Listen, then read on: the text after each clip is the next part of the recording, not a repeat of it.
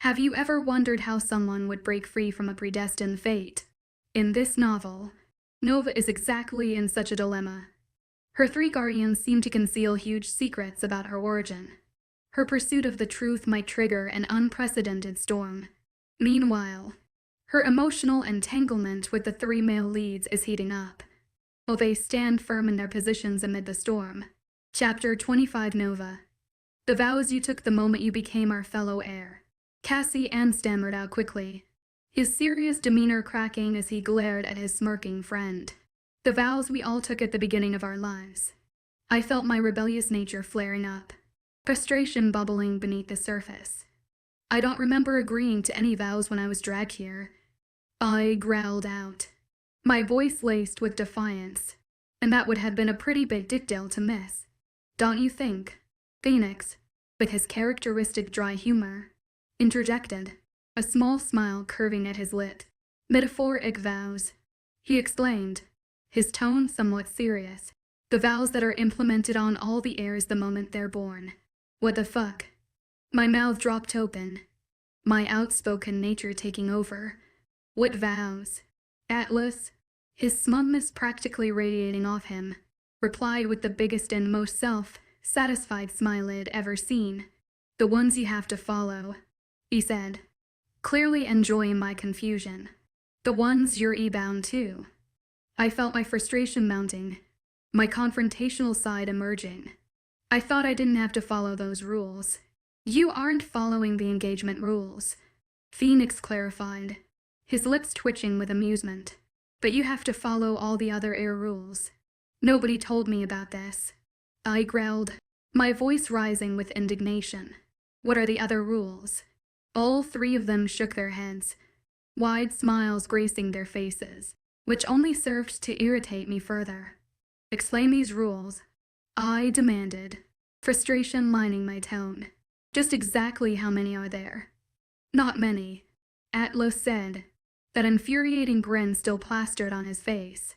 The first one being that heirs can't date other pack members, regardless of the pack. What? I gasped, feeling a mix of shock and outrage. I'm not allowed to date anyone. No, Phoenix scowled, his usual humor momentarily absent. Or go on dates. I pressed, hoping for some loophole.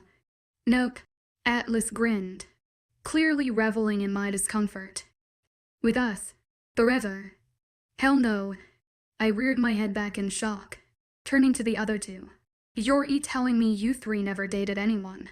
They shook their heads, their expressions a mix of resignation and amusement. Atlas shrugged, his playful nature shining through. Nobody was ever interesting enough. I stood there, processing this new information, feeling trapped by rules I never agreed to and surrounded by three heirs who seemed far too comfortable with this arrangement. My mind raced, trying to find a way to challenge these seemingly arbitrary restrictions. My rebellious spirit refusing to accept this fate without a fight. Why'd date and get to know someone? Possibly fall in love. When it'll end the moment I graduate. Cassian said next. My eyes found Phoenix Fenrir's date. My mouth dropped open. You were engaged, so you had to have gone on some dates with her. I gawked, and you've literally been engaged since you were children. You grew up with her. What makes you think and believe for 1 second you two never went on a single date together? Have you met her? Atlas grumbled. Even if we were allowed to date, she would be the last person in this universe anyone would willingly want to take on a date. Phoenix ignored him. Heirs can't date, he reiterated. It's because we're held at a higher standard than the rest of our pack members. It's considered disrespectful to date someone, or even fool around with someone, when our betrothed are out there waiting on us. So you can't date pack members, I frowned, my mind whirling. What about everyone else? What do you mean? Cassian asked, cocking his head to the side. Who's everyone else? Members from the other factions, I said, like the humans or the witches or someone else.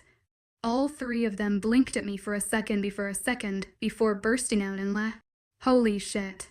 Atlas guffawed, wiping tears away from the corner of his eyes. Imagine us with one of those coven weirdos. Or vamps, Cassian chimed in, making Phoenix's lips twitch up. Remember when Finn tried to get with one of the newly turned ones? The one that said he smelled like a wet moldy rat. Atlas roared with laughter right before she threw him across the bar and into that giant speaker. He always loved doing stupid shit. Phoenix chuckled lowly. I swear he thinks that since HES HES somehow invincible. Yeah. Laugh it up, Cass said with a roll of his eyes. You two aren't related to him and don't have to deal with his shit on a regular basis. Yeah. I wouldn't wish him on my worst enemy, Atlas snorted, clapping his best friend on the shoulder. I swear. Those genes must clash against each other in that brain of his, making him do the most stupidest and compulsive things at the most inconvenient times. But somehow, he always manages to survive. I cleared my throat, redirecting the conversation back to the matter at hand. So, what you're saying is, it is possible to date someone from another faction. Phoenix shook his head. Wolves don't mix well with the other groups. Why not? For one, humans are fragile and cowed and handle our prowess, Atlas said with a smirk. Witches choose to only intermix with their own kind. And vampires and wolves especially don't like each other, Cassie and added, and that's probably the only thing those shows and books of yours got right. Why don't they like each other? Besides the obvious. Cassie Ann snorted. The list for why they do like each other would be shorter. Because two predators can't coexist peacefully together. Phoenix think their territory is so far away from ours. I blinked at him. I didn't know it was so far away from us. You idiot, Cassie Ann smacked Phoenix's arm. She hasn't explored the territory yet. Therefore she doesn't know the directions of the other factions. Phoenix was about to say something else when I interrupted him. If the vampires are so dangerous. I raised a brow. Then why did that Finn guy try to get with one? Finn's a special case, Cassie Ann sighed. A very special case, how? It's not my story to tell. His lips pursed, but if there ever was an exception, Finn's name would be written all over it. Okay. I looked towards the other. To how about the Phi? The Phi? Phoenix's nose drinkled. What about them? Those pompous assholes. Atlas snorted. They haven't left their dome for over 1,000 years. When I shot them a confused look, Cassie Ann shot me a sympathetic smile. The Phi are unusually unique creatures, he explained slowly. They don't really interact with the outside world and, like the Covens, only mate with their own kind to keep the bloodlines pure and strong. Bloodlines are a big thing with the Phi. Phoenix chimed in. The stronger the bloodline is, the more powerful their family line becomes. Those pointy-eared bastards look down at us, Atlas added, reaching behind me to grab a water, and all because of that damned bastard Dark Princeling. Cassie Ann snorted. You believe in that old story? You don't. My eyes toggled between the both of them. What old story? An old tale our parents used to tell in order to scare us when we were younger, Phoenix said, waving off my question. They didn't want us wandering off near the Veil alone. Why not? Because we'd be kidnapped by the boogeyman, Atlas said in a creepy tone, wiggling his fingers across my neck. He'd take us back to his lair and keep us locked away forever, never to be seen or heard from again. I shot him a look. Really? Atlas shrugged. That's what my dad used to tell me and my brothers. I think our versions differ from yours, Cassie Ann snickered. My mom and dad never told me that He'd kidnap you. Only that He'd use his powers of madness on you, driving you to the brink of insanity and fracturing your mind into a bazillion little tiny pieces. Atlas blinked. I honestly don't know which version is worse. Both of them are fucking ridiculous, Phoenix said, turning towards me. The Dark Prince is just a myth told by pack parents in order to get their younglings to listen to them. He doesn't exist, and even if he did, He'd be long gone by now. The Phi live long lives, but not even the strongest of Phi could survive being alive for over 200 millenniums. As for the others, he continued, nobody really knows what the Phi keep to themselves other than the fact that they're self-entitled pricks that look down on those who don't possess anything that can help them enhance their own power. They think we're savages because of the animals we have inside of us. They see us as ravage beasts that can't control our urges or instincts. They don't understand that the only difference between us and them is the side of the veil we life on. I don't know about you, Phoenix murmured, those blue eyes never leaving mine, but I'd rather be single for the rest of my life than be with someone that judges someone else based on where they come from. I knew that the logical thing for me to do the moment I stepped out of the shower would have been to either continue studying or be called at night and went to bed. I did neither of those options, because apparently I lacked any kind of logic or rationality. It's just, something about the guy's words bothered me. My mind kept whirling about one thing. Or should I say person? I grabbed my typed in the name that kept swirling around my brain. The Dark Prince Ling. I crossed my fingers, hoping that despite the school disabling the chat and call features, no doubt due to the 3 fuses I lived, hopefully they didn't disable or limit my ability to look up anything on the web. Yes, I whisper shouted when there was immediate search results, thank God. I clicked on the first link I saw, quickly skimming the words on the page. When I found nothing substantial, I exited the page and clicked on another link. This one was a little more detailed, but not by much, and very vague on who or what the Dark Prince Ling even looked like. The third link I clicked on, however. It was perfect, just what I was looking for. The author and owner of the website, Faction Facts, broke down everything and anything related to myths regarding the individual factions. And you wouldn't freaking believe how many crazy myths or legends each faction held. I scrolled through the alphabetized list of myths, my eyes eagerly trying to find the myth relating to the Dark Prince Ling. Bingo, I clicked on the link and was immediately taken to what looked like a whole-ass fan page dedicated to the mysterious Phi. Holy cow, I whispered when detail after detail popped up about who and Dark Prince was. And boy, did this myth not disappoint. Chapter 26 Nova. According to the website, the Dark Prince Ling was the ruler of the Darklands, or what the Phi referred to them as, the Underneath. The Underneath was one of the 7 Phi realms. Realms that consisted of the Underneath, the In, Between, the Above, and the realms of the 4 seasons. The Dark Prince was said to rule and command the Underneath and In, Between, 2 realms that coexisted cohesively together and existed on the same plane. Based on this site, the Dark Prince Ling was really old being, existing around the same time the 5 original packs and the bubble, as the boys called it, were created.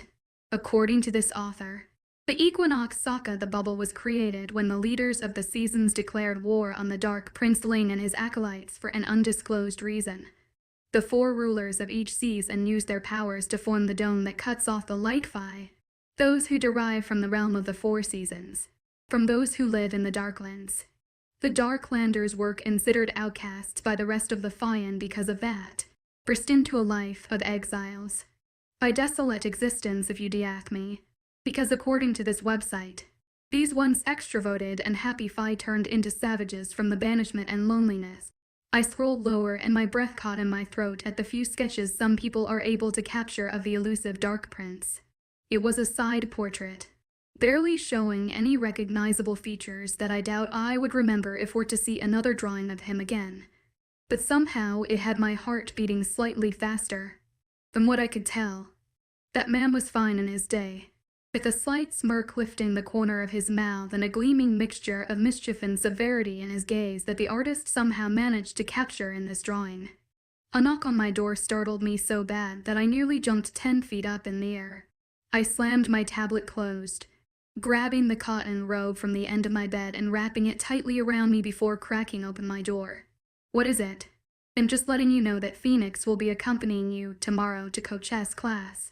Atlas muttered, his tatted hands firmly tucking into the front pockets of his jeans. I leaned against the doorway. What?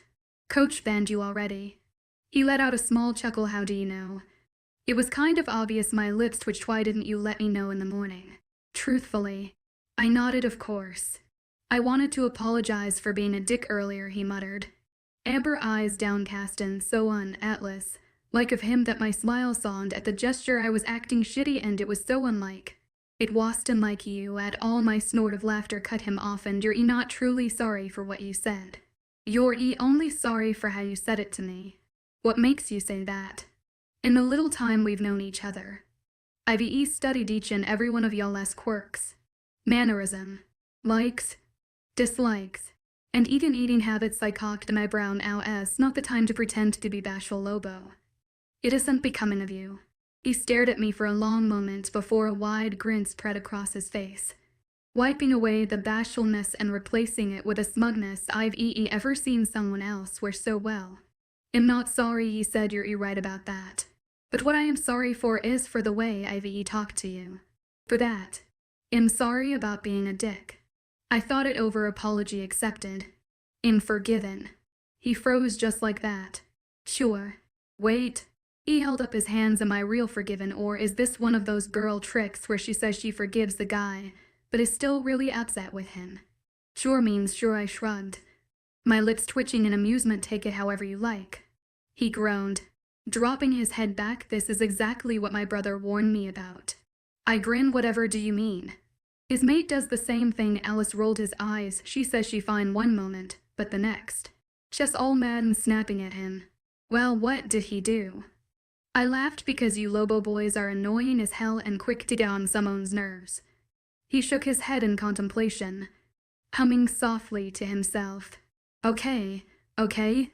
Fair point." I snorted, making him grin down at me. After a few seconds, his smile disappeared as he sobered up. "You going to be okay tomorrow?" I should be. I crossed my arms across my chest, making his eyes drift fractionally to take in my pink polka. "That color drobe. Does Phoenix know HES coming with me?" It was his and Coach Hess' idea. He said he proposed it while I was recovering at the Lobo Hacienda. Apparently banned from entering the Coliseum ever again. "How are you, by the way?" My eyes scanned him from top to bottom, lingering on the dark circles underneath his eyes. "You still look like shit." "Thanks," he laughed. "Tell me how you really feel." "I'm sorry," I winced. "Sometimes my filter doesn't work and whatever I'm thinking at the time just spills out. The best kind of quality." He smiled. "And to answer your question, I'm fine." "What do you have?" "What was wrong with you?" I asked. "What made you act like that?" "My wolf was having a bad day," he said, looking away. "We were tired, running a fever, and me being a stubborn ass, as you so eloquently pointed out. I didn't think it was that bad." "You're better now, though." "Right."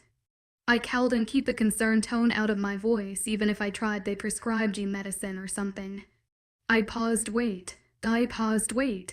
"Does medicine work on us?" "Yes, medicine works on us," he said, still avoiding my eyes. "But I had something that antibiotics don't work on." "Was it contagious?" "Very," he nodded, looking me in the eyes as his face took on a serious expression. "I'm almost afraid I gave it to the other two." "Atlas." I walked into Phoenix's personal library, the attachment the Fenrir air added the moment we stepped foot into this place our freshman year. I sighed, flopping down into the armchair he kept in front of his presidential-sized desk. My friend was scanning over a pile of documents when I walked, looking so much like his freaking dad that it was almost scary. And sighed, too, taking off his glasses before rubbing at his eyes. "What is it?" "I don't know how long I can keep lying to her, man." I leaned my head back onto the stiff leather chair. "It might end up killing me." "It's one day," he said, still rubbing at his eyes with the palms of his hands. "Lying won't kill you on day one." "She might if she finds out," I murmur. "Excuse me." "When she fucking finds out that all three of us are lying to her." He sat back in his reclined chair, staring me down with those freaky neon blue eyes of his. "We can't very well tell her that we're her mates," he said with a sigh, "or that she even has 3 mates for that matter." "And how sure are we that all 3 of us are her mates?" I asked. "How do we not know that I'm not the only?" He shot me a dirty look. "You're not." "But how do we?" "I'm sure of it," he said confidently, reaching for something in his locked drawer. "Tests don't lie." "What tests?" I squawked at him. He slid 3 files over towards me and I took them hesitantly, almost afraid to touch them, as if they were hexed by a witch. I opened the files and read them quickly, my head snapping up as I gaped at my friend. "What the fuck is this?" "A piece of paper with test results on them." He raised an eyebrow. "I thought you Lobos could read. And I thought you Fenrir-s were supposed to be better looking." I shot back as I once again read the words on the page. "What am I reading exactly?" "You're reading the results of the first ever mating confirmation systems. A new technological advancement that verifies a mating bond between a potentially fated couple." My eyes once again snapped to his. "This computer thingy is able to tell someone who they're mated to." No, he shook his head. It's an incredibly intelligent and advanced piece of technology that can process 100 billion pieces of analytical and statistical numbers in less than 3 seconds, but it can't predict the future or tell someone who they'll be mated to. What it can do, however, is confirm, with 99.5% accuracy and no bias, if the person that you believe is your mate is truly yours. And how do you get your hands on it? In addition to being devastatingly handsome and quick-witted, I'm also extremely wealthy and well-connected. He smirked at me with that signature prickish rear grin, and that is very useful in the scientific world when a desperate dual-majored scientist wants grant money to fund his secretive project. How do you know he won't blab? I asked, or worse, double-cross you for more money and sell it to the highest bidder. Yes, been handled. My eyebrows rose. You kill him? No, he rolled his eyes. God. You Lobos really do attack first and ask questions later. Defense is the best defense. I shrugged. That's how we Lobos always stay one step ahead of you, Fenrir S. He snorted. Anyways, I had the computer system run our blood against Nova's, and it was a 99.5% match. The highest match percentage the system has ever had. All 3 of us are definitely her mates. And how many tests has it actually ran? So far. I nodded. 500 million. 200,640 people, he remarked, and counting. The doctor and his team are running more tests as we speak, all of them adding to the positive percentages and confirming the machine's accuracy even more. How do you get her blood? I questioned, my eyes widening. More importantly, how in the hell did you get our blood? He waved a dismissive hand at me. Don't worry about it. How can I not worry about it? I exclaimed. Do I gotta start sleeping with one eye open now? Like you don't already. True, I hummed, especially after that prank you fuckers pulled on me. His lips twitched. That was 2 years ago. I sat up in my chair, growling at him. I was stuck on top of my mattress in that fucking lake for 3 hours. In only my boxers.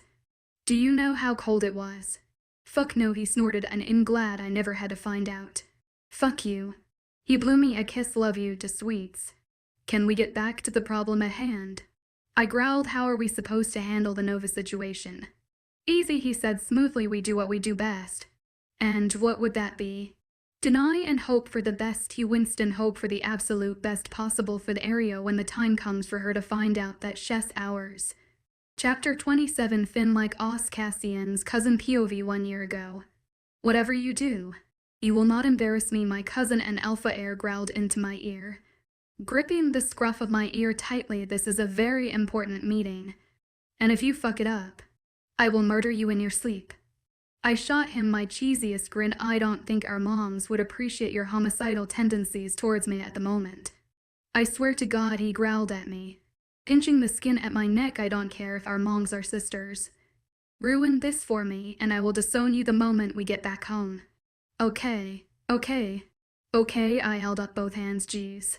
When did you become such a buttskill, cousin? Your starting to sound a little bit like Fenrir. He growled again before releasing me until I had no choice but to stumble into the hard edge of the bar top.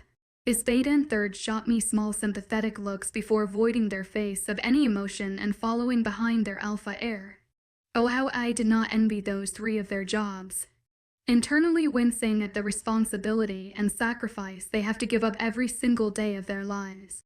My heart pangs at the stress and frustration I see lining my cousin's shoulders as he stalks towards the room in the back. I knew this bar kept for these exact occasions, when important meetings needed to be held in discreet locations without the prying eyes of the Pento or their minions breathing down your neck. I didn't mean to add even more stress onto Cassian's shoulders, knowing that he counted for me to be on my best behavior and use my skills to observe people's thoughts, something that only I could do considering it was one of many gifts passed down from my father, the former prince of the vampires. A few lesser rank members from our pack joined us tonight, but stood as far away from me as possible, worried or freaked out that I might snap like they always think I will and drain all their precious blood from their body, something I'd never do for a multitude of reasons. The first being that blood, unless it comes from an absolute pure source, is absolutely foul-tasting, especially the blood from full-blooded wolves. The second reason being that I really didn't need blood to survive, and even if I did, I would never feed from my fellow packmates. am not an idiot even though everyone else tends to think of me as one. If I were to attack a pack member or any member from any one of the other 4 packs, my cousin would have no choice but put me down. He couldn't banish me, for that would be too light of a sentence for those out for my blood. They punish me for who my mother chose to fall in love with. They goad me to get rid of me, trying to force my cousin's hand until he has no choice but to deal with the vampire-wolf hybrid, the first and only one of his kind according to ancient texts and history. And while many have attempted to create hybrids like me, none of them have been successful, mainly because my parents had something they didn't: the fact that they were true mates, destined for one another according to the fates. My attention focuses back on the matter at hand when a few unsavory remarks from my own pack members filter through my mind. The big one being how my cousin could allow such a monstrosity to not only accompany him, but to also be so high up in the ranks. High enough that I was considered one of my cousin's personal guards, but low enough to not have scrutiny or major responsibility fall back on me. Another thought crosses my mind, making me cock my head at the person's words. Just going to die tonight, the person thought. Her voice every bit sadistic and cruel, letting me know that it was a vamp her blood smells too sweet to let go to waste. I discreetly tilted up my nose in the air, looking for the source of the vampire's current desire. When the scent of apple and cinnamon hit me, my mouth watered instantly, which was weird considering I never, like I said before, I've never been one to crave blood before. My eyes immediately zeroed on the blonde vamp sitting next to some other vamps, no doubt from her coven, as she gazed at someone a few feet away from her. My gaze followed hers and my heart nearly stopped beating at what I saw, more specifically, who I saw sitting there. A raven-haired beauty so gorgeous that she took my breath away. The pale pink glasses she was wearing sat cutely on her butt and nose as she waited on the nearby tables. That sweet innocent look she had going on clashing with what Say was currently wearing. An outfit that had me narrowing my eyes at the attention she was getting from everyone in the bar. Not just the vamps. She was in a tight tank top that dipped low, kissing the top of her cleavage just enough that her pink lacy bra was peeking out. Her tight short shorts hugged her curves so much that it looked like her ass was about to fall out. An ass so full that it had me biting down on my knuckle to keep from groaning. But what really got my heart pumping was her face. So innocent looking adorable. And out of place here that I just wanted to bundle her up in my jacket and run out of here, making sure none of these perverts or animals could hurt her. The blonde vampire's thoughts once again invaded my mind. Poor little mouse won't even know what hit her, she cooed to herself. Obviously a newly made vampire that was old enough to know how her mind. And if she was a newly made vampire, and older than I originally thought, then she was an idiot being driven by her bloodlust. My body was moving before I knew it, my ears ignoring the quiet hisses from my own pack. I smoothly slid right next to the blonde, signaling the bartender for to drinks before turning towards her with my very best charming grin. Nice night, isn't it? I cooed, thanking the bartender with a 20 as he slid over my drinks. Funnily enough, alcohol and sugar were the only 2 things that didn't taste like absolute tash on Vampire's palate. I passed one of the tumblers to the blonde, who took it without a word of gratitude. Rude much. Yeah, she muttered into the glass of expensive bourbon, nursing and savoring her drink almost sparingly. It's turning out to be a really good night. She snorted at her little inside joke, and I had to try my hardest to keep a scowl off of my face, instead trying to act confused instead. I glanced at her friends, and with a startling realization, I noticed that the entire group was filled with newly turned vampires, their gaunt appearances and twitchy muscles giving them away, as they each had a potential helpless victim they could feed on when it was time. I looked back at the blonde and really took the time to observe her, noting that while she was young and newly turned, she was as newly turned as the rest of the group was, which had me thinking that she was in charge of them tonight, teaching them the ways of whatever coven they come from, and how to hunt for their prey. However put her in charge of this assignment must have been dumb, blind, and a complete moron. This girl cowed and even sensed her enemies from her allies, even if said enemies were sitting no less than 2 feet away from her. I mean, my scent was a little hard to figure out considering I didn't smell neither like a vampire or werewolf, But even if she couldn't pick up on my scent, she should have easily picked up on the fact that wolf was bubbling beneath the surface of my skin, itching to get out. And there was no way someone like her, a fellow predator, would have missed his presence. "Do you mind if I buy you another drink?" I slurred a little, trying to gain her attention onto what would be an easier target than my raven-haired beauty. "I swear you're the prettiest girl I've ever seen. And that's saying something considering I've eaten a lot of pretty girls." Her lips curled in disgust, but she said nothing, most likely wanting to keep the drinks coming as she waited for my girl to get off work. I signaled for 2 more drinks and then chatted her up for as long as I could. Thoughts from my fellow pack members drifted into my mind, mostly annoyed at my flirty behavior towards a vampire. There was only one person's thoughts that had me glancing back over to where he stood, my mind taking a mental note to discuss his statement with Cassian later. Was Roland. The bigoted idiot thought I was conspiring with the vampires at this very moment, intending to turn on the one person I considered my brother. And according to his thoughts, Roland would have no qualms about taking me out to protect his alpha. I also didn't miss his brief image of him taking my saw at my cousin's side. Started to say, but she quickly cut me off. "Look, thanks for the drinks, but I'm not interested." She dismissed me. "You're not my type." But I interjected half-heartedly. "I thought we had a connection." "No," she pushed, basically throwing me into the jukebox so hard that it's parked and stopped playing music. "You were nothing more than someone to buy." The raven-haired beauty unhooked the dry cloth from her jean shorts before heading behind the bar and bending down to pick up a backpack. She patted the bartender on the shoulder before heading towards the back double doors. The blonde vamp smirked before throwing back her drink, signaling her coven that she was going on a hunt.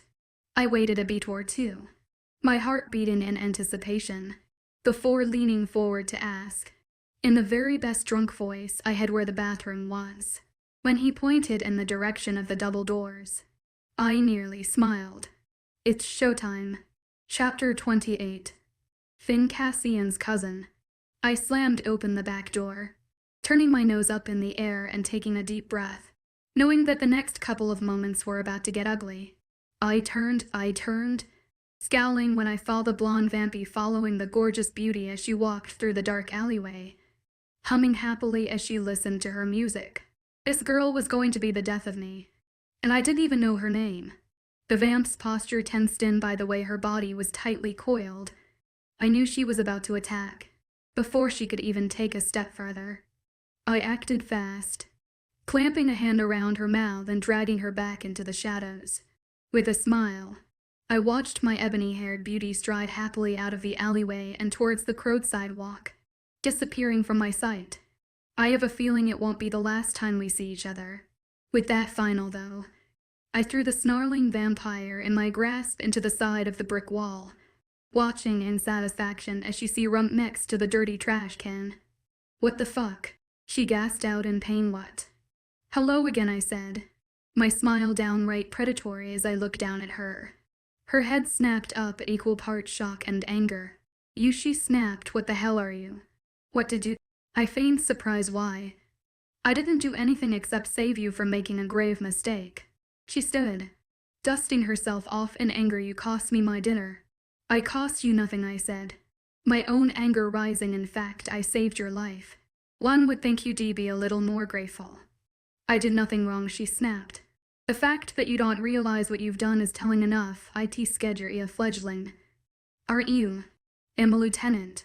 "You bastard," she snarled at me, "stronger than you'll ever be."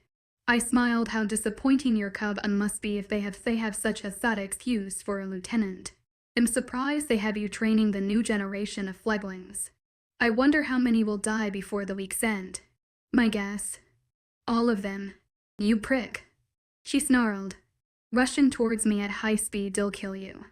For someone like me, although she was moving quite fast, I was still faster and swifter than she was thanks to contributions from my parents' genes. A shout of anger had me turning to see the rest of the new vampires swarming around me. I turned my eyes back to her with a maniacal grin. "See, dead before the week's end." I was done playing now, the fun quickly turning into boredom. "Looks like you're outnumbered now, you wolf freak," the blonde vamp snarled, "and while I wouldn't enjoy her blood, I'll gladly bathe in yours." A few of the young vampires behind her licked their lips, nearly salivating at the thought. And what does wolf blood taste like? I heard it spicy with a little kick at the end, someone said, nearly moaning the words that I wonder if that's true. We're about to find out. Are you?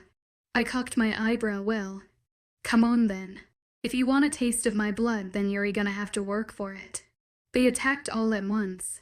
Or tried to anyways. Before anyone could blink.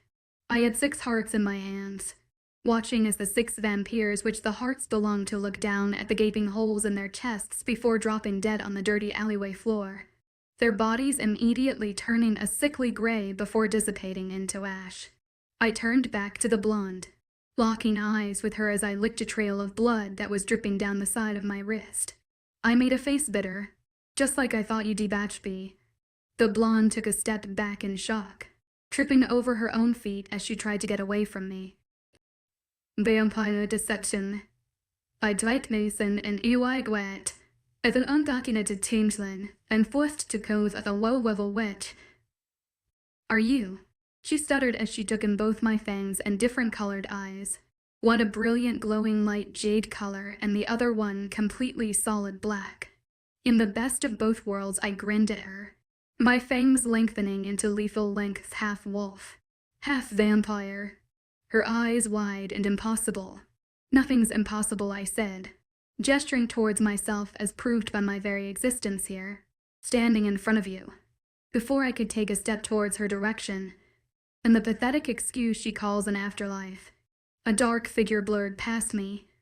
An awful crunching sound reverberated off the brick walls as her head was separate from her shoulders in one clean swipe. Hey, I whined as the familiar face scowled at me. That was my kill. Are you fucking kidding me? My cousin hissed, yanking on my arm and practically dragging me towards one of the pack-armored cars. One job. You had one job to do, and that was to stay out of trouble. How does someone fuck up that simple task spectacularly? Have you met me? I muttered. He shot me a dirty look, slamming open the car door and throwing me inside before mind, linking the rest of the pack to clean up the mess left behind. What in the ever-loving fuck happened? He growled, making me internally wince at both his words and tone. My cousin was a pretty chill dude, outside of his role of being an heir, and fair alpha who had a strong sense of morality. With that being said, though, he only cussed out of necessity or when he was having a really bad day. He was always lecturing his pack me more so than others about the importance of retaining the Lycos values of honor, duty, and equity, while others saw him as the powerful and sometimes frightening alpha that he was. I perceived him more as an older brother, someone I could always turn towards for advice or even to hear me bitch about my day.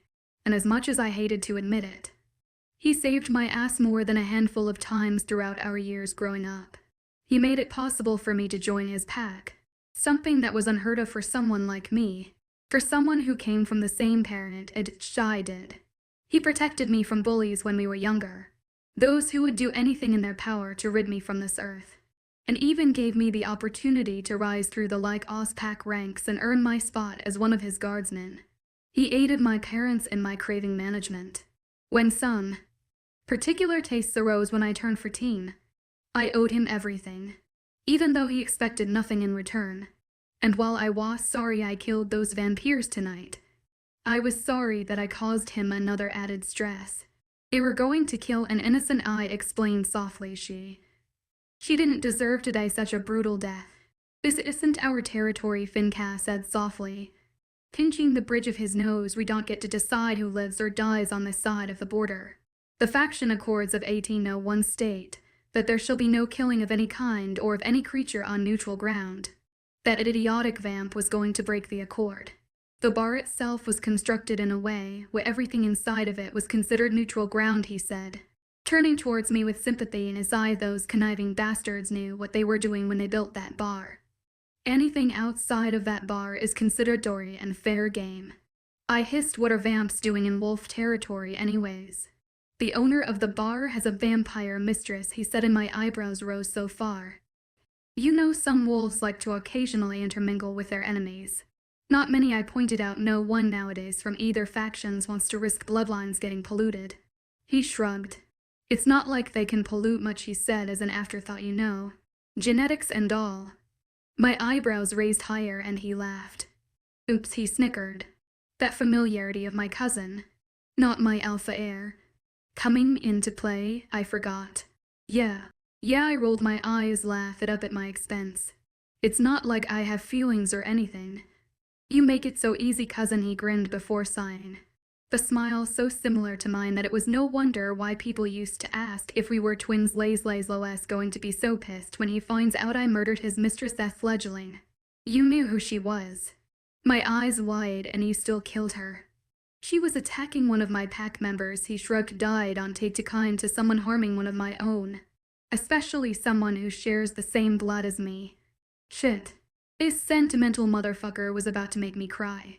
I had to blink back the tears, clearing my throat when I asked what were we doing here anyways. Getting information. About what? Something important.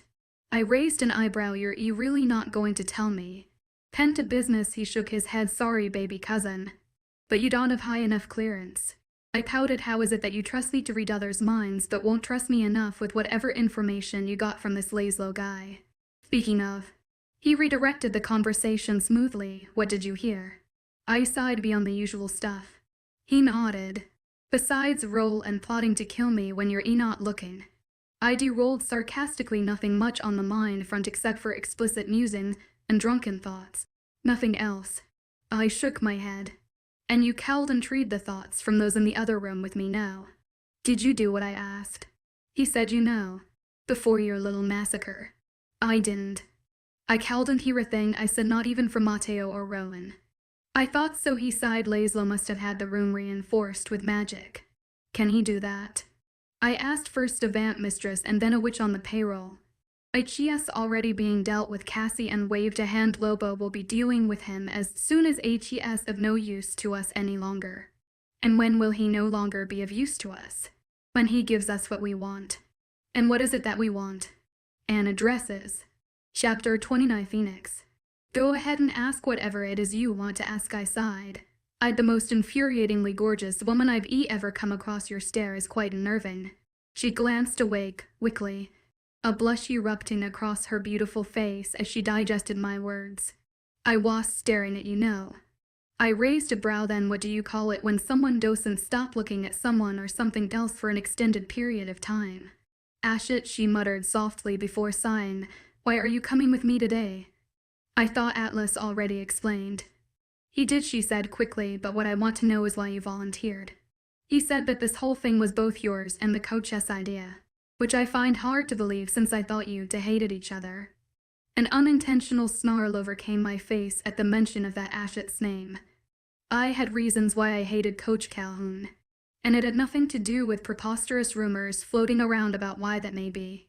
I hated my uncle because even to this day, he pretends to not know what really happened with my mother, or what went on in our house during the years leading up to her death, even though I know he did. I mailed her fucking letters myself. Even after her death. He sat back and watched idly as an alpha continued to make his nephew and niece suffer at the hands of their father, never once stepping in or trying to help us. And while I knew he couldn't do shit to help us, seeing as my father was an alpha and a member of the Penta, the fact that he didn't even try to help us made me hate his guts 100 times more. If only people could see what kind of a man the coach really was. He was the brave, powerful, former commander-general of the Crescent Guardsmen, or the hero that everyone thought he was. No, he was the coward that cowled and even saved his big sister's life, even when she begged for his help. I shook away my dark thoughts, trying as hard as I could to keep the venom out of my voice as I said, Coach, and I have a very strong difference of opinions. I honestly would have believed that. She snorted. If I didn't see that ugly expression on your face. My lips twitched fractionally before I schooled my expression. You shouldn't worry about anything going on between Coach and me. I dismissed her words. Just focus on how you're going to survive in there. Thanks for reminding me. She shot me a dirty look and for the words of encouragement. In not Lobo, I shrugged. It's not my job to mince my words in order to spare your feelings. You're nuts if you think he spares my feelings. She gawked at me. Her icy eyes wide in shock. None of you spare my feelings. Except maybe Cassian on rare occasion when the two of you are being especially unpleasant. Other than that, you're all pretty straightforward with your thoughts and feelings. I internally winced at her words because if she knew the truth, if she knew that we were keeping the truth from her about all of us being her mates, I think she'd kill us. I knew she was capable of it. I'd seen the murderous look in her eyes multiple times throughout our arguments, and the moment we tell her the truth might be the one thing that pushes her over the edge, the one thing that makes that lupine temper, the one that all wolves hear about, come out to play, a temper that, according to Cassian's parents, that had my father recoiling in fear. That thought made me respect Wolf Lupine 100 times more for not only standing up to men like my father, but also being brave enough to not conform to the ways of past Penta members. Okay, fine, I relented. We don't really spare you feelings, but that's because we don't know how to deal with someone like you. Her brow rose. Someone like me. A woman. A woman. She echoed, a small laugh following her words. I thought you had a sister. I frowned, wondering how in the hell she knew that little tidbit of information I do. And isn't she considered a woman? I must have made a face because she started laughing. That beautiful sound making an uncomfortable feeling squirm around in the place where Atlas says my heart should be. She's a child. How old is she? 18. I just turned 19. Nova started laughing. She's only a couple months younger than I am. No, I shuddered. She's a child. A woman. Nova corrected on a laugh like me. I shot her a disgusted look. Can we please change the subject? We can for now, she teased, but if you think you'll let this go just because you're asking, you have another thing coming. I could only stare at her gorgeous face, happy for once that I get to be on the receiving end of her smile instead of her verbal lashing. To see this side of her, to have her teasing me like this, was the best feeling in the world. And as soon as the thought crosses my mind, guilt quickly followed. Another foreign feeling and not used to. Considering I've ever felt guilt for anything or anyone other than my sister before. No wonder why Atlas was so stressed out and panicky. Lying to our mate was absolute torture. And the worst part of this torture, I couldn't even claim her as mine. None of us could. Considering that we don't know how in the hell that would work, considering there's never been more than a pair of mates before.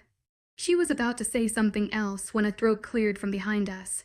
I tensed, knowing who it was even before he opened up his big fat mouth to address us both.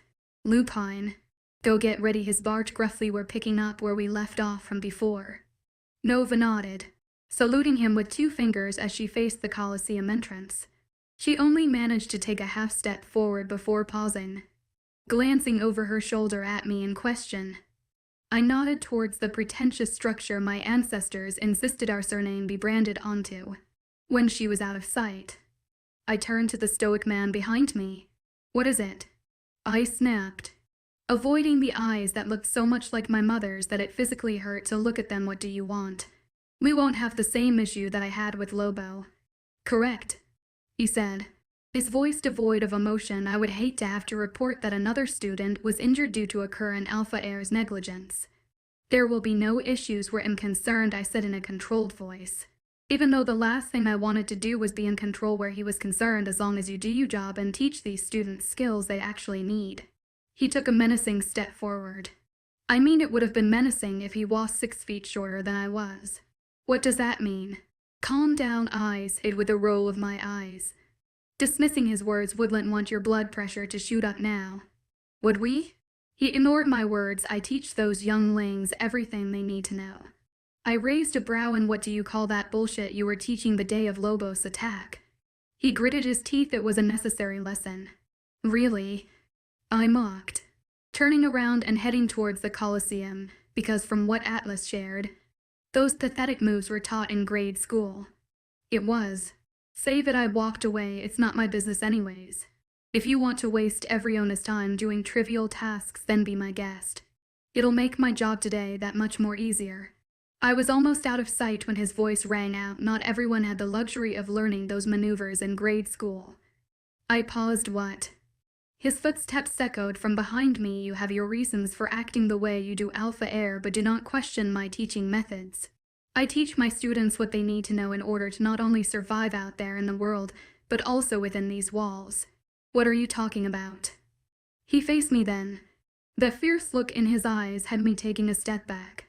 Every day you send that girl into that coliseum means that she's one step closer to death, he growled, pointing to the big dome-like building. Not that the scent of death ever really leaves her. Considering her last name. Day after day I have to make sure that the controlled environment I create in there is enough to keep her safe from 100 other wolves gunning for her. She's safe. His laugh of disbelief had me stopping mid-sentence. If you think she's safe within these walls, then you're a fool. Are you calling your alpha a fool? I narrowed my eyes at him. That's a serious offense punishable by banishment. I would never insult my alpha, he answered sarcastically. I would, however, insult the boy who pretends to have everything under control. Chapter 30 Nova. The wind was knocked out of me for the 5th time today, forcing a wheeze from both of my lungs.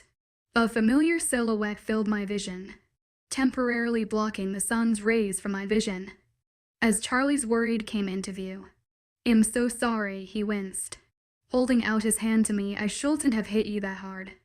I took his hand, shaking my head in frustration. As I stood up, I should have been able to block it. You can't block something you can't see. He shot me a sympathetic look. It takes a while to get adjusted to our reflexes. I've been here for 2.5 months, I muttered. How much longer do I need? Rome wasn't built in a day, so it'll take time. Charlie shot me a sympathetic look. You have to remember that we grew up learning the basics since elementary school. I don't have time to spare, I groaned. The longer I can't defend myself, the bigger of a target he'll be. I can practically feel, so we're plotting my death as we speak. You can trust these things no matter how hard you want it to, he said softly, because if you do, it'll leave more room for injury. What's the difference then? I snorted, getting into position the coach taught us at the beginning of last class, because either way, I'm getting my ass handed to me. I swear I had bruises over my entire body and some muscles I didn't even think could get sore. Charlie winced and I felt bad, not wanting him to think that he was the cause of all my physical and emotional anguish. Don't even blame yourself, Charles, I warned him. You're just doing what the coach wants us to do. How can I not blame myself? He positioned himself in a way, was waiting for me to strike him. The one who gave you those bruises. Technically, he was right, considering that coach always paired us up together. Something I was secretly grateful for, considering the looks I'd got from a few others, particularly from those in the foul pack.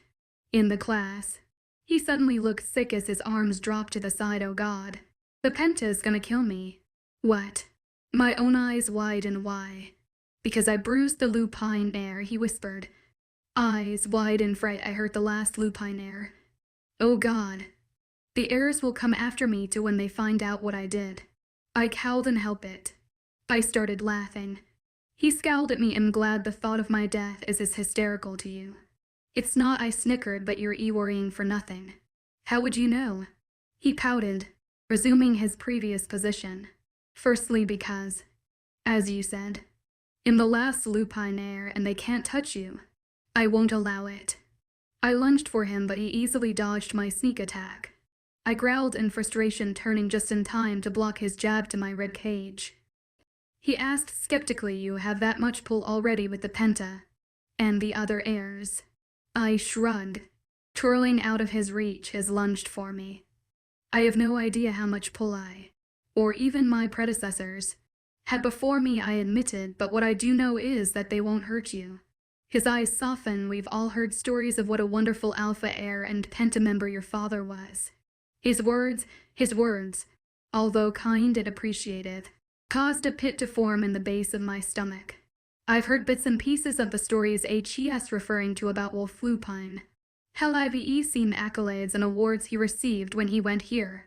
But my mind cowled and wrapped around the fact that my dad, the man who raised me, wasn't actually my dad, Matthew Street.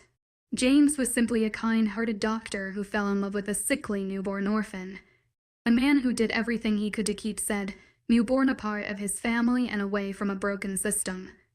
That's just the kind of man my dad was. Always mindful of others' needs. What kind of man was Wolf Lupine? I was so caught up in my thoughts that I didn't see Charlie strike until it was too late. I wheezed out a groan, my lungs burning as I once again stared up at the blue sky. Shit, Charlie yelped, coming into view once more in So Sorry Nova. Phoenix. I schooled my emotions, particularly the wince that overcame me when the kid from Lobo's back threw my mate down on the mat for the 6th time, while my wolf clawed at my insides, fighting and begging to be released. And I had to remind him that if he intervened, my prick of an uncle wouldn't hesitate to throw us out and ban me from entering the Colosseum ever again, which is something he has the power to do, considering the sway he has with Headmaster Cortez, the man he freaking trained as part of the first graduating class of Guardsmen S. And while my last name might have been branded on the front of the building, I didn't have the power to overrule them yet. Not until my father handed over the Fenrir title to me, its rightful owner. I cowled and held the slight flinch that overcame me when the kid took Nova down to the floor once again, gritting my teeth to keep the rage that overcame me from spilling out. No wonder Atlas nearly killed that guy who touched her. I wanted to fly across the stadium and murder this kid, even though the rational part of my brain knew that he was only doing what his professor assigned.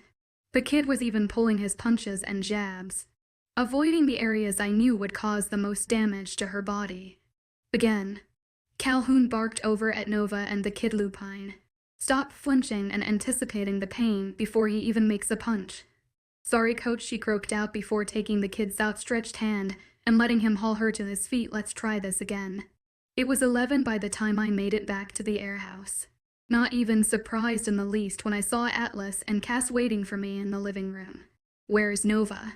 I asked, bending down and gently nudging Brutus the other way before he smacked into the wall. Sleeping, Cass answered, leisurely flipping through his textbook pages. She came home dead tired and was about to skip dinner when Atlas all but had a fit and shoved the pasta down her throat. She went to bed shortly after, and that was like 4 hours ago. Did you see the fucking bruises on her? Atlas spit out, anger flashing in his yellow eyes. Why does she have so many fucking bruises? What happened today? I sighed, plopping my body into the single armchair she got her ass handed to her. That's what happened. They both sat up straight, Cassie Ann's textbook falling close to the floor with a light smack. What the fuck does that mean? Atlas hissed whilst she partnered with Charlie. I'll kill him.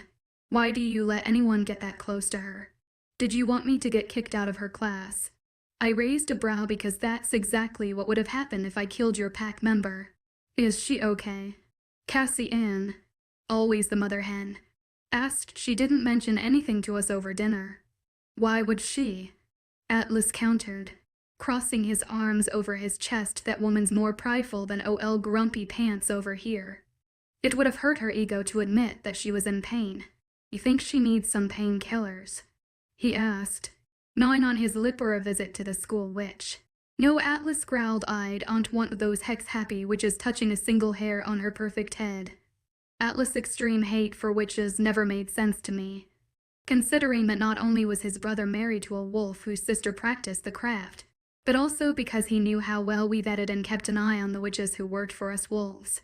Witches who were outcasted from their covens simply for not going along with the traditions and rituals of human sacrifice. Cass frowned. You know, Amethyst would never hurt her. Amethyst, before becoming a part of the permanent staff at Crescent Academy, was the Lycos personal practitioner. She was with them throughout the years, practically raising Cassie and him alone in that castle they called home while they gallivanted throughout the world for their research. Atlas waved a dismissive hand towards our friend. Amethyst is an exception, but she's still a witch. Cass frowned, and she's proud of who she is and where she came from. Just disappointed that no one wants to strive for change. You say she's an exception, but you still wouldn't let Nova see her. I pointed. How does that make sense? I don't trust anyone nowadays, Atlas sighed, gripping his hair. My wolf has become a suspicious motherfucker nowadays. Nowadays? I smirked. He shot me a glare, throwing a couch pillow at me. Don't act like you don't know what I mean, jackass. I don't. Cassie Ann frowned. What are you two talking about? Atlas rolled his head to look at our best friend. You'll know it when you see someone put their hands on her or throw her to the floor about 600,000 times. Cassie Ann's frowned even more. I don't think I like the sound of that. You won't, Atlas said before turning back to me. Why did she have so many bruises? That's why I was out so late, I said. Pulling some notes from my messenger bag, I pulled her records from the... You pulled her records? Cass asked, his tone incredulous. I thought they were sealed the moment she entered Crescent Academy. They were. Then how did you? For some insane reason. Atlas said he has these connections in high places. That's because people actually like me. I smirked at him. They fear you. Atlas corrected. Your Tr Fenrir's son, the leading council member of the Penta. The wolf destined to rule over the council the moment our parents retire. Of course your contacts are gathering their favors now. They'll need you in the future. I shrugged. Either way works. What you find next? Cass asked, his leg bouncing anxiously. Is Nova okay? Just healthy. I passed them the test for a human.